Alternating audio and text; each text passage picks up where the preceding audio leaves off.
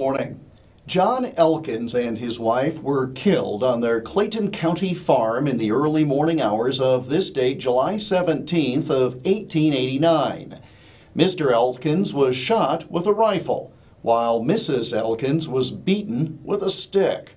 11-year-old John Wesley Elkins discovered the bodies and, with his infant sister in his arms, reported the gruesome scene to neighbors a few miles away. The governor offered a $500 reward for the arrest and capture of the people responsible. Now, from the start, suspicion focused on John Wesley's older brother, who had been at odds with his father. John Wesley, for his part, showed no emotion about the deaths, which many people did think to be curious. He told authorities he was sleeping in the barn that night and didn't hear a shot or any other noise. This while his father and stepmother were brutally killed. 10 days after the murders, though, John Wesley confessed. He said he had had some difficulty with his father the night before, and shortly after 2 a.m. he took a rifle that had been hanging in the family's home and shot his father in the head. To cover up the crime, he then clubbed his stepmother to death and made the whole thing look like unknown robbers were involved.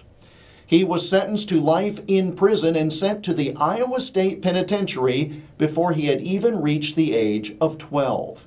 He spent a dozen years in prison, but by 1902 there was a feeling that his incarceration at such a young age was itself illegal. The parole board voted against his release, but the Iowa legislature intervened, passing a bill approving a pardon.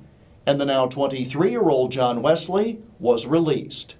He wound up moving to Minnesota, graduating from college with honors. He later married and died in 1961 in California, having lived until his mid-80s. That was something denied his father and stepmother when the 11-year-old John Wesley Elkins murdered them in their sleep on this date in 1889. A true crime story from the state of Iowa. And that's the Almanac for today. More online at iowaalmanac.com. And I'll talk to you again tomorrow morning. Wow. Thank you, Professor. So bizarre. You know, I forgot about the part where they let him out of jail.